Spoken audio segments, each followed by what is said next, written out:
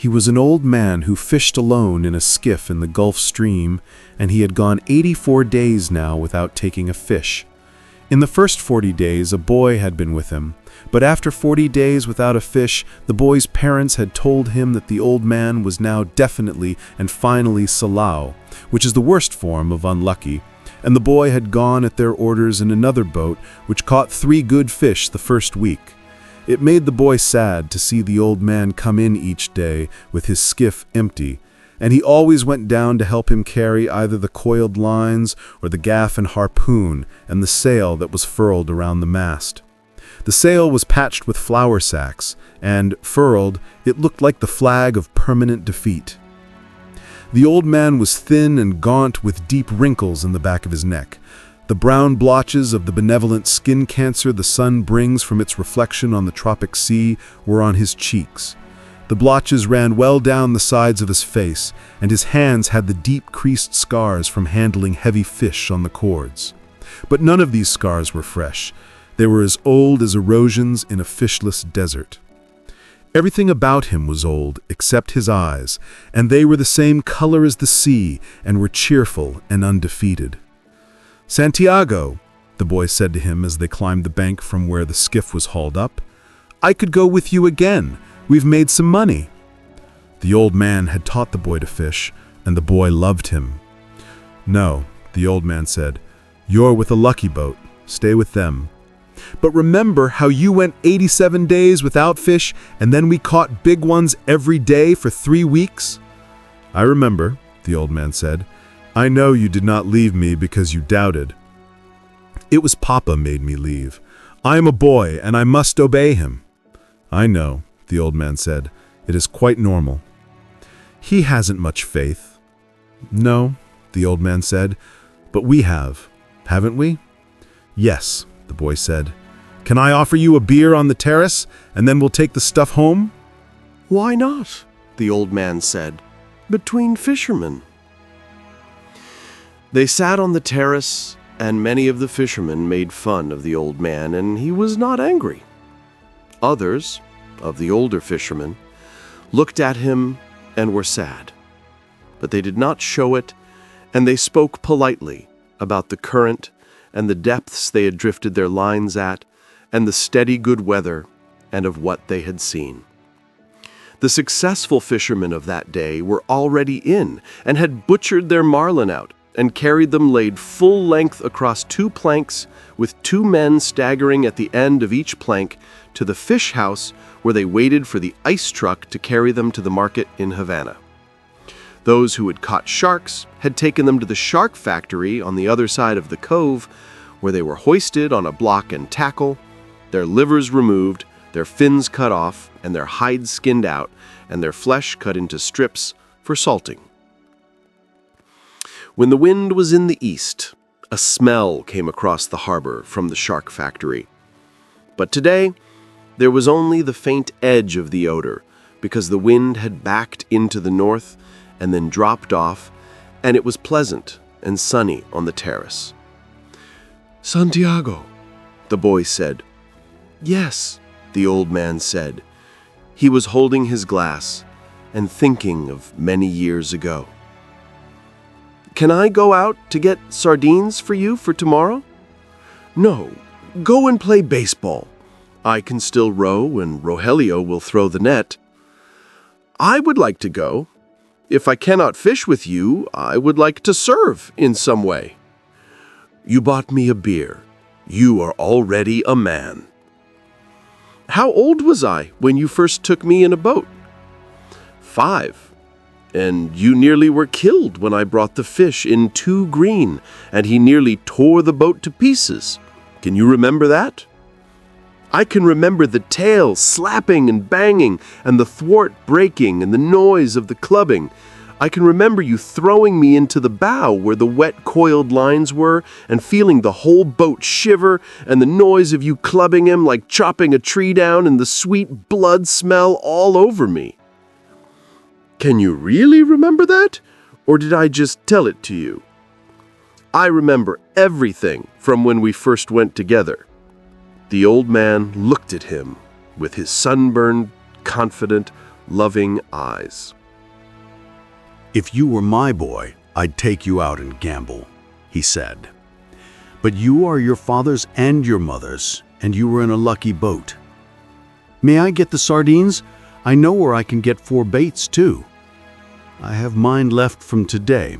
I put them in salt in the box. Let me get 4 fresh ones." "1," the old man said. His hope and his confidence had never gone, but now they were freshening as when the breeze rises. "2," the boy said. "2," the old man agreed. "You didn't steal them." "I would," the boy said, "but I bought these." "Thank you," the old man said. He was too simple to wonder when he had attained humility, but he knew he had attained it, and he knew it was not disgraceful, and it carried no loss of true pride. "Tomorrow is going to be a good day with this current," he said. "Where are you going?" the boy asked. "Far out to come in when the wind shifts. I want to be out before it is light." "I'll try to get him to work far out," the boy said. "Then, if you hook something truly big, we can come to your aid." "He does not like to work too far out." "No," the boy said, "but I will see something that he cannot see, such as a bird working, and get him to come out after dolphin." "Are his eyes that bad?" "He is almost blind." "It is strange," the old man said. "He never went turtling. That is what kills the eyes. But you went turtling for years off the Mosquito Coast, and your eyes are good." "I am a strange old man." "But are you strong enough now for a truly big fish?" "I think so, and there are many tricks." "Let us take the stuff home," the boy said, "so I can get the cast net and go after the sardines." They picked up the gear from the boat. The old man carried the mast on his shoulder, and the boy carried the wooden boat with the coiled, hard-braided brown lines, the gaff, and the harpoon with its shaft. The box with the baits was under the stern of the skiff, along with the club that was used to subdue the big fish when they were brought alongside. No one would steal from the old man, but it was better to take the sail and the heavy lines home, as the dew was bad for them. And though he was quite sure no local people would steal from him, the old man thought that a gaff and a harpoon were needless temptations to leave in a boat. They walked up the road together to the old man's shack and went in through its open door. The old man leaned the mast with its wrapped sail against the wall, and the boy put the box and the other gear beside it. The mast was nearly as long as the one room of the shack. The shack was made of the tough bud shields of the royal palm, which are called guano, and in it there was a bed, a table, 1 chair, and a place on the dirt floor to cook with charcoal. On the brown walls of the flattened, overlapping leaves of the sturdy fibered guano, there was a picture, in color, of the Sacred Heart of Jesus and another of the Virgin of Cobre. These were relics of his wife. Once there had been a tinted photograph of his wife on the wall, but he had taken it down because it made him too lonely to see it, and it was on the shelf in the corner under his clean shirt. "What do you have to eat?" the boy asked. "A pot of yellow rice with fish. Do you want some?" "No, I will eat at home. Do you want me to make the fire?" "No, I will make it later on. Or I may eat the rice cold." "May I take the cast net?" "Of course." There was no cast net, and the boy remembered when they had sold it, but they went through this fiction every day. There was no plot of yellow rice and fish, and the boy knew this too. 85 is a lucky number, the old man said. "How would you like to see me bring one in that dressed out over 1,000 pounds? I'll get the cast net and go for sardines. Will you sit in the sun in the doorway?" "Yes, I have yesterday's paper, and I will read the baseball." The boy did not know whether yesterday's paper was a fiction too, but the old man brought it out from under the bed. Perico gave it to me at the bodega," he explained. "I'll be back when I have the sardines. I'll keep yours and mine together on ice, and we can share them in the morning. When I come back, you can tell me about the baseball. The Yankees cannot lose. But I fear the Indians of Cleveland. Have faith in the Yankees, my son. Think of the great DiMaggio. I fear both the Tigers of Detroit and the Indians of Cleveland. Be careful, or you will fear even the Reds of Cincinnati and the White Sox of Chicago. You study it and tell me when I come back. Do you think we should buy a terminal of the lottery with an 85? Tomorrow is the 85th day. We can do that, the boy said. But what about the 87 of your great record? It could not happen twice. Do you think you can find an 85? I can order one. One sheet. That's $2.50. Who can we borrow that from? That's easy. I can always borrow $2.50. I think perhaps I can too, but I try not to borrow. First you borrow, then you beg. Keep warm, old man, the boy said. Remember, we are in September. The month when the great fish come, the old man said. Anyone can be a fisherman in May. I go now for the sardines, the boy said. When the boy came back, the old man was asleep in the chair and the sun was down. The boy took the old army blanket off the bed and spread it over the back of the chair and over the old man's shoulders. They were strange shoulders, still powerful, although very old, and the neck was still strong too, and the creases did not show so much when the old man was asleep and his head fallen forward. His shirt had been patched so many times that it was like the sail, and the patches were faded to many different shades by the sun. The old man's head was very old, though, and with his eyes closed, there was no life in his face. The newspaper lay across his knees, and the weight of his arm held it there in the evening breeze. He was barefooted. The boy left him there, and when he came back, the old man was still asleep. "Wake up, old man," the boy said, and put his hand on one of the old man's knees. The old man opened his eyes, and for a moment he was coming back from a long way away. Then he smiled. "What have you got?" he asked. "Supper," said the boy. "We're going to have supper." "I'm not very hungry." "Come on and eat. You can't fish and not eat." "I have," the old man said, getting up and taking the newspaper and folding it. Then he started to fold the blanket. "Keep the blanket around you," the boy said. "You'll not fish without eating while I'm alive." "Then live a long time and take care of yourself," the old man said. "What are we eating?" "Black beans and rice, fried bananas, and some stew." The boy had brought them in a 2-decker metal container from the terrace. The 2 sets of knives and forks and spoons were in his pocket, with a paper napkin wrapped around each set. "Who gave this to you?" "Martin, the owner." "I must thank him." "I thanked him already," the boy said. "You don't need to thank him." "I'll give him the belly meat of a big fish," the old man said. "Has he done this for us more than once?" "I think so." "I must give him something more than the belly meat then.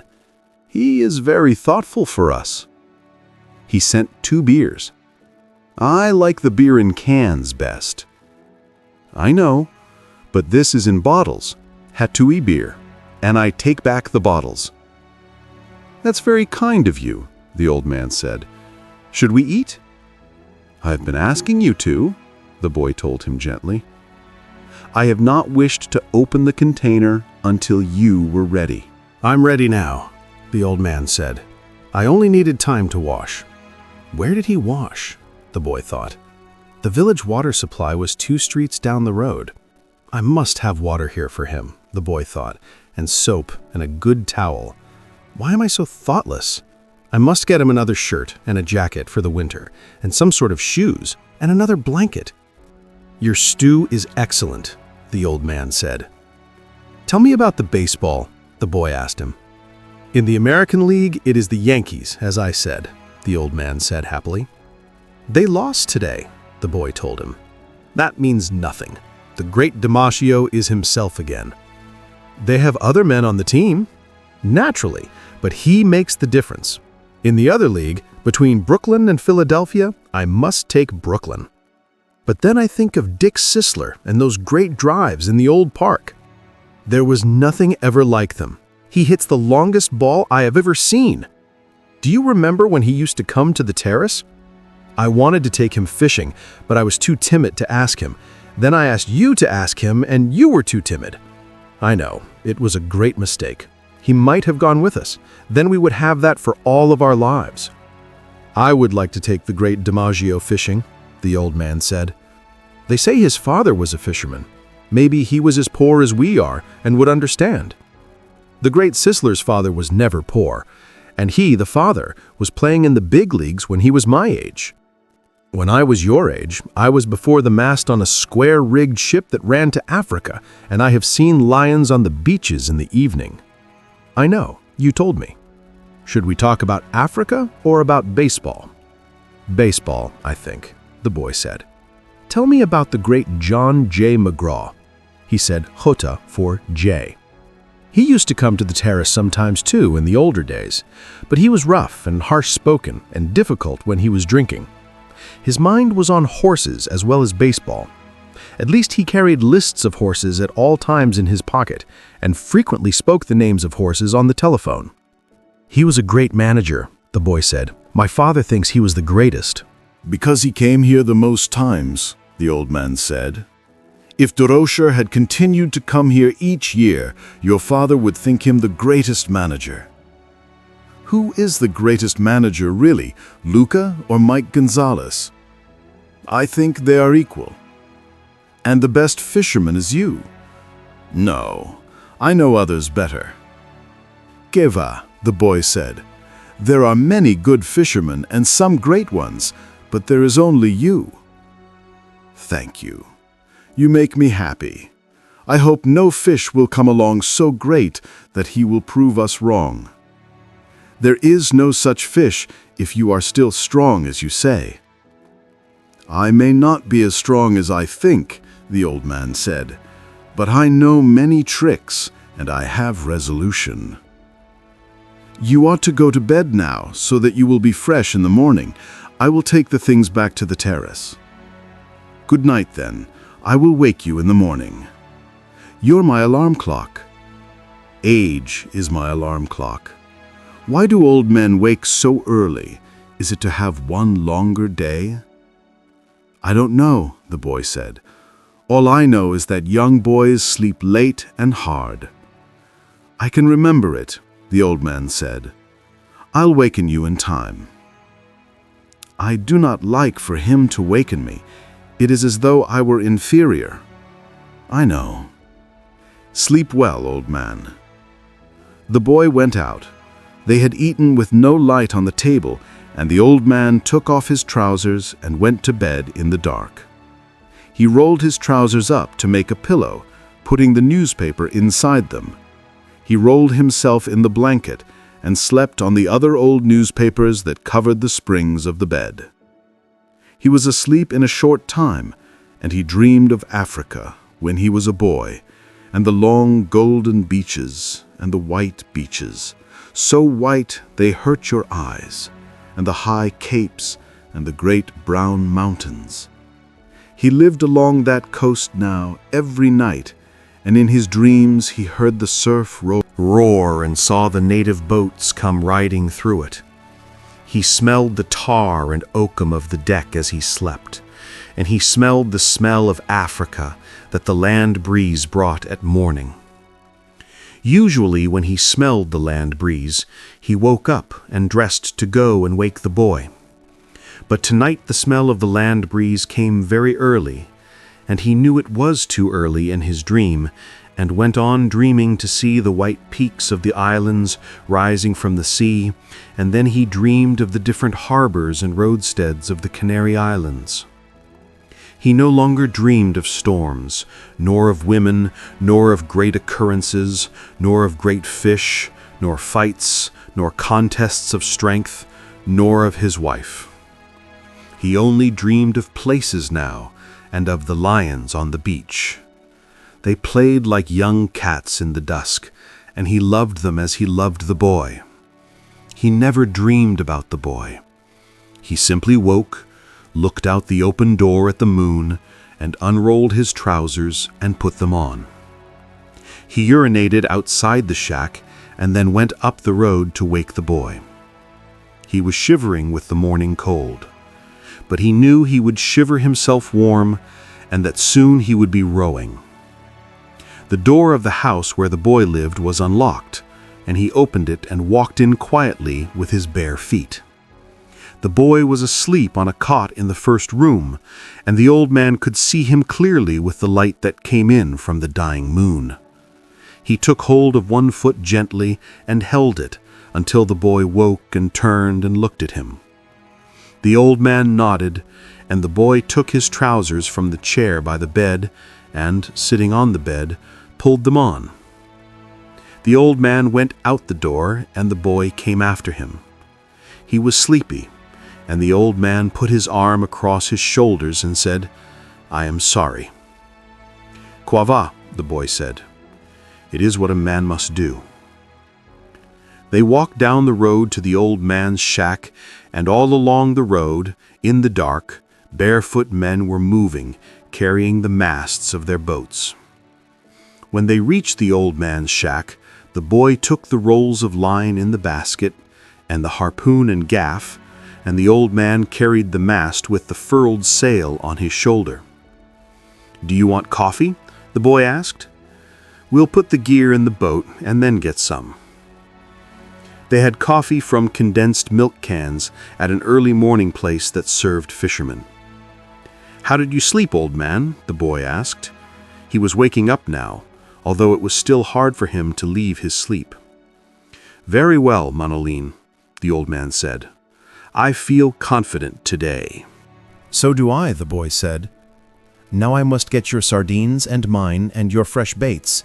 He brings our gear himself. He never wants anyone to carry anything." "We're different," the old man said. "I let you carry things when you were 5 years old." "I know it," the boy said. "I'll be right back. Have another coffee. We have credit here." He walked off, barefooted on the coral rocks, to the ice house where the baits were stored. The old man drank his coffee slowly. It was all he would have all day, and he knew that he should take it. For a long time now, eating had bored him, and he never carried a lunch. He had a bottle of water in the bow of the skiff, and that was all he needed for the day. The boy was back now with the sardines and the 2 baits wrapped in a newspaper, and they went down the trail to the skiff, feeling the pebbled sand under their feet, and lifted the skiff and slid her into the water. "Good luck, old man." "Good luck," the old man said. He fitted the rope lashings of the oars onto the thole pins, and leaning forward against the thrust of the blades in the water, he began to row out of the harbor in the dark. There were other boats from the other beaches going out to sea, and the old man heard the dip and push of their oars, even though he could not see them now the moon was below the hills. Sometimes someone would speak in a boat, but most of the boats were silent except for the dip of the oars. They spread apart after they were out of the mouth of the harbor, and each one headed for the part of the ocean where he hoped to find fish. The old man knew he was going far out, and he left the smell of the land behind and rowed out into the clean, early morning smell of the ocean. He saw the phosphorescence of the Gulf weed in the water as he rowed over the part of the ocean that the fishermen called the Great Well, because there was a sudden deep of 700 fathoms where all sorts of fish congregated because of the swirl the current made against the steep walls of the floor of the ocean.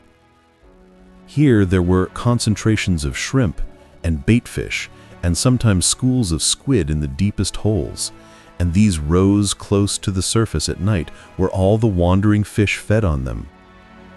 In the dark, the old man could feel the morning coming, and as he rowed he heard the trembling sound as flying fish left the water, and the hissing that their stiff-set wings made as they soared away in the darkness. He was very fond of flying fish, as they were his principal friends on the ocean.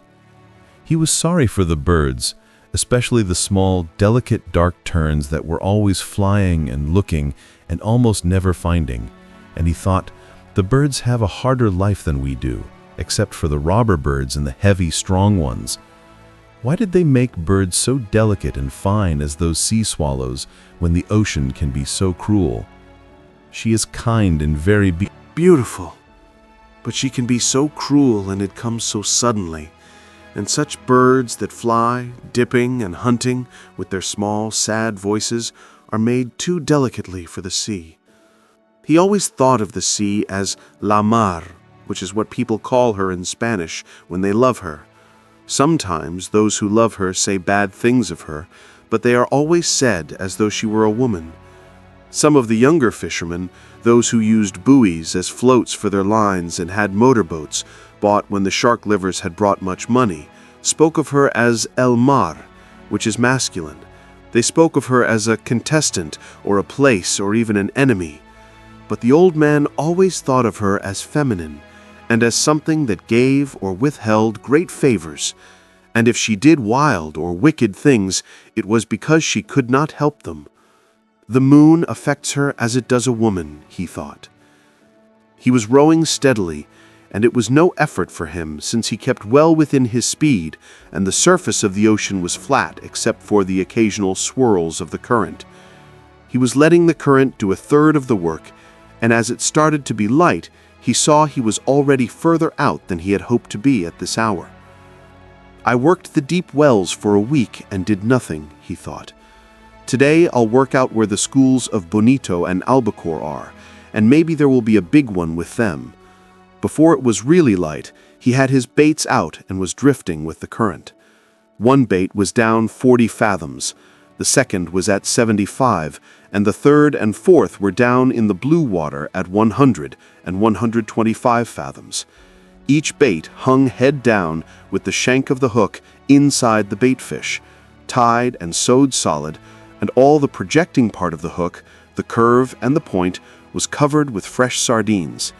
Each sardine was hooked through both eyes so that they made a half garland on the projecting steel. There was no part of the hook that a great fish could feel which was not sweet-smelling and good-tasting. The boy had given him 2 fresh small tunas, or albacores, which hung on the 2 deepest lines like plummets, and on the others he had a big blue runner and a yellowjack that had been used before, but they were in good condition still, and had the excellent sardines to give them scent and attractiveness. Each line, as thick around as a big pencil, was looped onto a green sapped stick so that any pull or touch on the bait would make the stick dip, and each line had 2 40-fathom coils, which could be made fast to the other spare coils so that, if it were necessary, a fish could take out over 300 fathoms of line. Now the man watched the dip of the 3 sticks over the side of the skiff and rowed gently to keep the line straight up and down and at their proper depths. It was quite light, and any moment now the sun would rise. The sun rose thinly from the sea, and the old man could see the other boats, low on the water and well in toward the shore, spread out across the current. Then the sun was brighter, and the glare came on the water, and then, as it rose clear, the flat sea scented back at his eyes so that it hurt sharply, and he rowed without looking into it. He looked down into the water and watched the lines that went straight down into the dark of the water. He kept them straighter than anyone did, so that at each level in the darkness of the stream there would be a bait waiting exactly where he wished it to be for any fish that swam there. Others let them drift with the current, and sometimes they were at 60 fathoms when the fishermen thought they were at 100. But, he thought, I keep them with precision. Only I have no luck anymore. But who knows, maybe today. Every day is a new day. It is better to be lucky. But I would rather be exact. Then when luck comes, you are ready. The sun was 2 hours higher now, and it did not hurt his eyes so much to look into the east. There were only 3 boats in sight now, and they showed very low and far inshore. All my life the early sun has hurt my eyes, he thought, yet they are still good. In the evening I can look straight into it without getting the blackness. It has more force in the evening too, but in the morning it is painful.